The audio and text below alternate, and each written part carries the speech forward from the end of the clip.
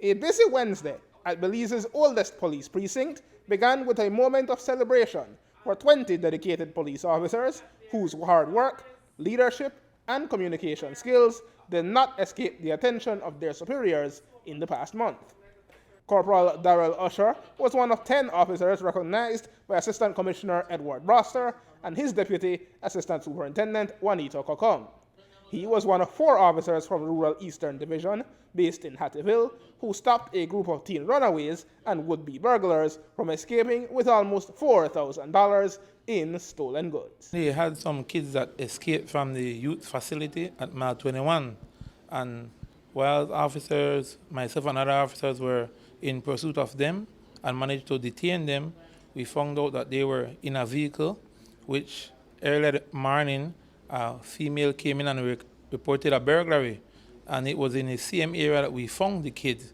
So thereafter we conducted the searches where we recovered all the stolen items in the said vehicle, and the lady positively identified the items as hers out of the same burglary that occurred the night. Now, I imagine it must be a proud moment for you. Talk to us about what it's like to have received this award and to receive the recognition of your senior officers.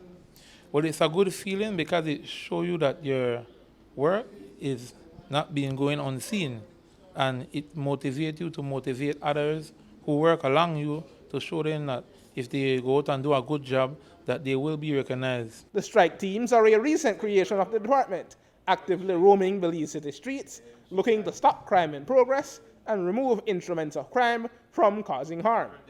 Woman Police Constable Mariela Garcia, recognized for her work with the Northside Band, is a rare breed in her profession, but that only makes her all the more dedicated. I believe that it helps the department because having a lot of these stuff removed from the streets would reduce a lot of the crimes happening, like the guns that we found.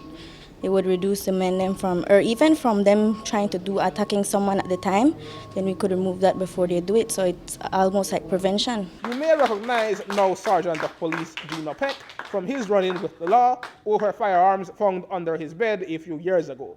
He avoided serious penalties in that case with the firm support of the department, and after a promotion, he now supervises officers in Precinct 1 and continues to be the humble, dedicated cop whose unassuming ways touched a nation. It gives me great pleasure to know that at least my commanders recognize the work that I do, but it's not only me, it's a teamwork. You're in a supervisory role now. Does that change the dynamic that you have to lead a team of officers? You're one of them, but at the same time, you're at the top, so to speak. Talk to us about that dynamic. Yes, at times it is challenging because you have to do both. I have to do both admin, at the same time look at our operational capacity and how we manage our personnel and deploy them as it should be. So at times it is challenging, but as we move from day to day, we manage with the limited resources that we have, so we are able to accomplish our goal for the day. Even the police detachments from San Pedro and Key Corker gave 2 of their officers, Constables Norman Coy and Leonardo Yamal respectively, a moment in the sun. While the police department regularly recognizes exemplary work from its officers, Press Officer for Eastern Division North, Inspector Fitzroy Yearwood, says that the bigger reward is making sure that all officers can perform to their greatest capacity, and, as often happens in this job, even greater. In Eastern Division, the entire Eastern Division, I know that our officers take the welfare of our personnel very seriously.